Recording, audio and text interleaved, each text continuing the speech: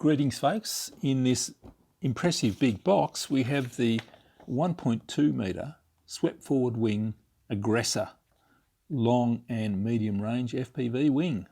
This is the plug and play version, so it comes with motor, servos and everything supplied. So without further ado, let's have a look. The box it comes in is pretty weak, but it was double boxed, so and it's reasonably well packed in foam. Could possibly get damaged, I would imagine. Here's the fuselage. Look at the length of that nose. That is most impressive. Plywood floor. There doesn't seem to be any reinforcing in the side, so I'm guessing that's going to be prone to breakage if we slam it in nose first. Have a little camera mount up there, and video transmitter mount, something like that. Big hatch cover here.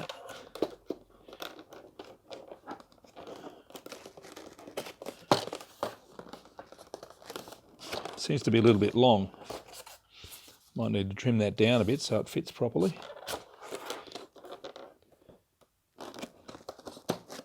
Kind of fits. We've got a press fit space here for flight control board. There's the ESC. We have a 50 amp fly colour ESC, 5 volt 3 amp, 2S to 4S. Some sort of skid plates on the bottom here. That'll be a finger grip for throwing. Motor is already mounted. No information written on the motor. Hopefully that will be in the specs.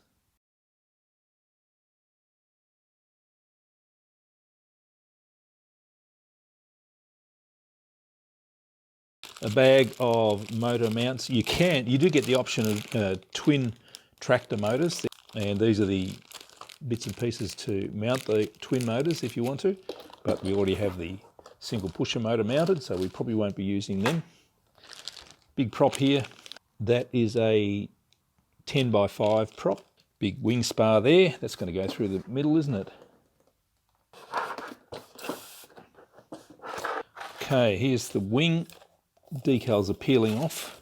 This is the there's a line marked there for where the one of the twin motor mounts would go. Big elevons. Oh, we've got double control horns. Look at that. And spar reinforcing there.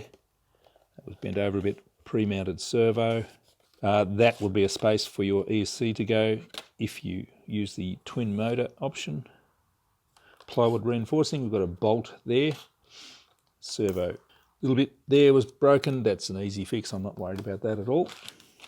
Wing number 2.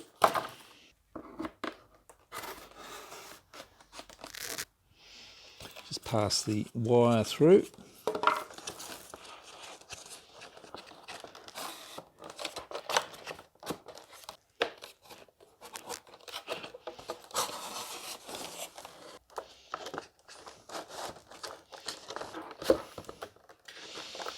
There we go, so the wings are on, so now I'm looking for some wing bolts.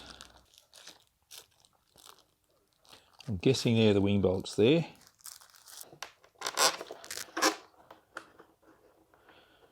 Yes. They fit in well. Phillips head screwdriver to tighten it up. And that's pretty secure.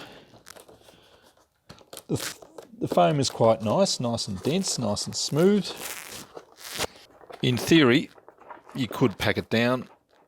Bit of a pain screwing this in though, but no dramas.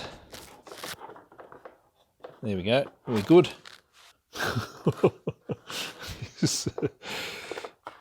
Crazy looking thing. And the winglets, a couple more screws to screw them on. Fin that's on.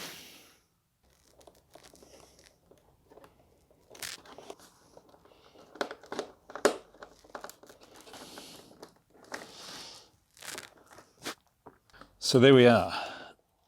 That's all screwed together. The decals are really letting it down. They're wrinkled up all over the place, so I'd be tempted to pull them off straight away. And I'm going to have to glue that little tip back on. But, it's an impressive looking wing. Look at the this area here. My initial thought when I first saw it was that's a fair bit of fuselage blocking the airflow to the prop and would create a bit of noise, but we'll see when we get out there and fly it. But I say, that's a beast. We have spots out on the wingtips for video transmitter and receiver, a couple of options and channels running through so we can get back into the fuselage. Got a bit of a ridge with the wing to the fuselage joint.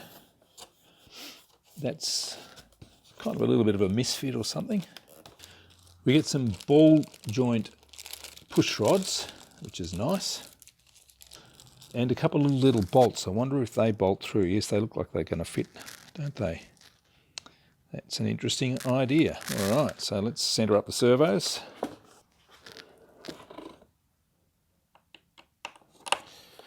Have a big hole on the outer hole of the servo arm. Need to shorten these down a fair bit. Put the bolt through the twin control horns. I like that. Allen key and nylock nuts. All right, let's see some aileron wiggles.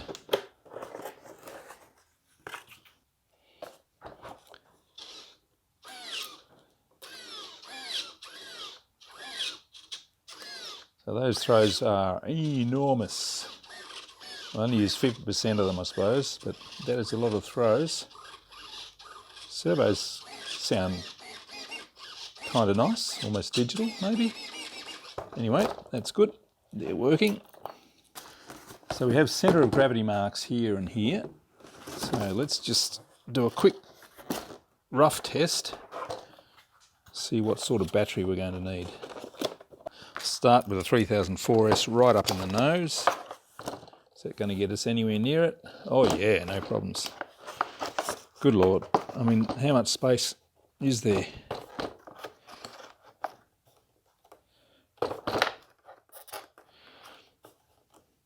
Okay, so my feeling is we're going to be able to balance it with a single 3004S up in the nose, but it is designed to carry easily twice that, I would imagine.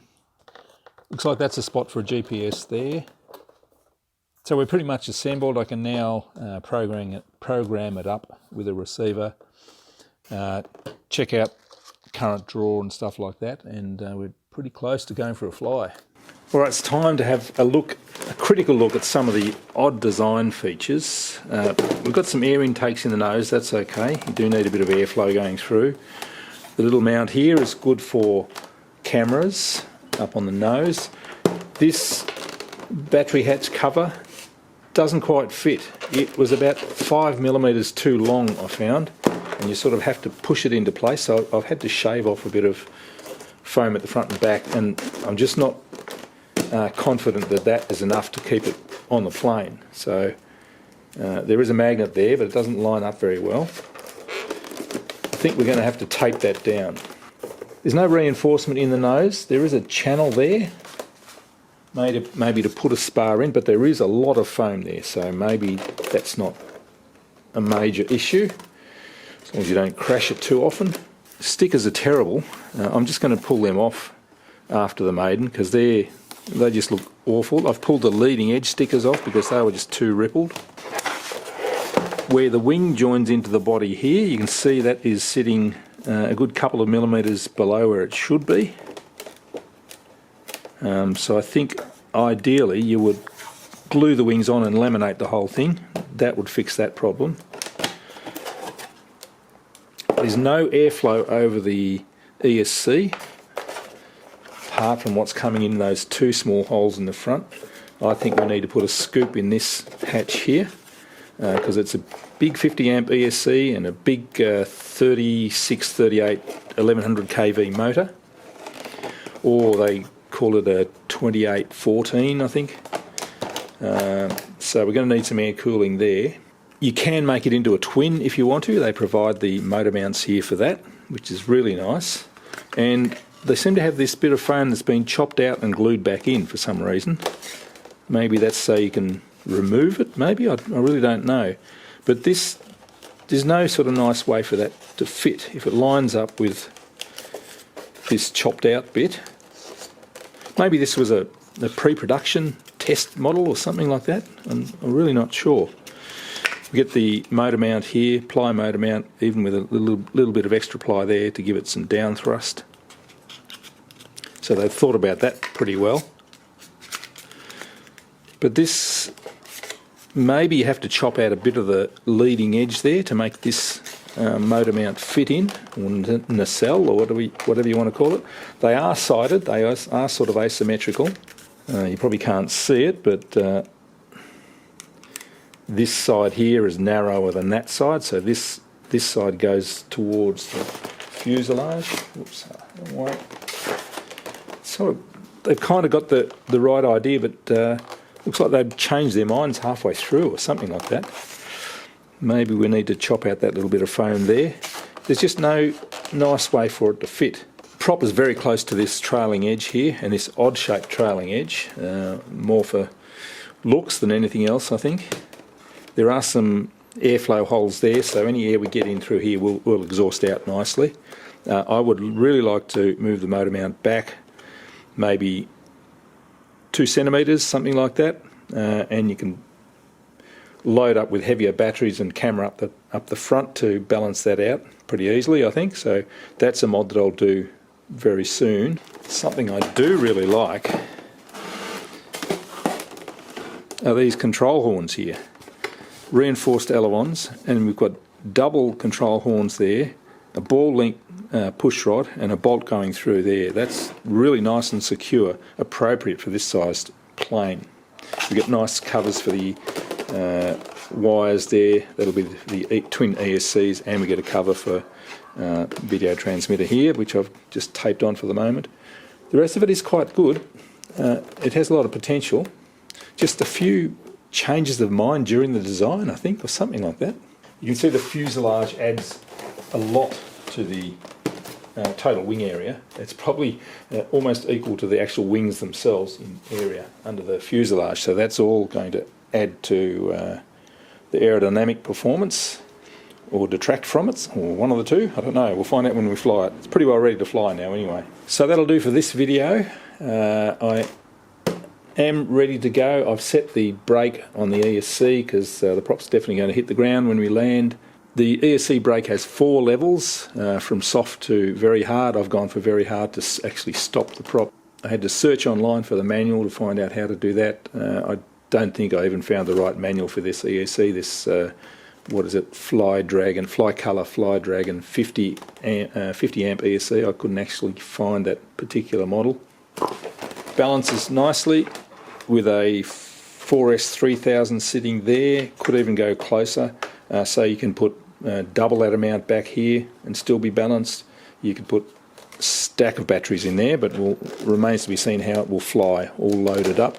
All up weight like that is 1160 grams, so that is pretty light for a beast of this size. So that's it for this video. I'm going to head out now and do the maiden, and that'll be your next video. Thanks for watching.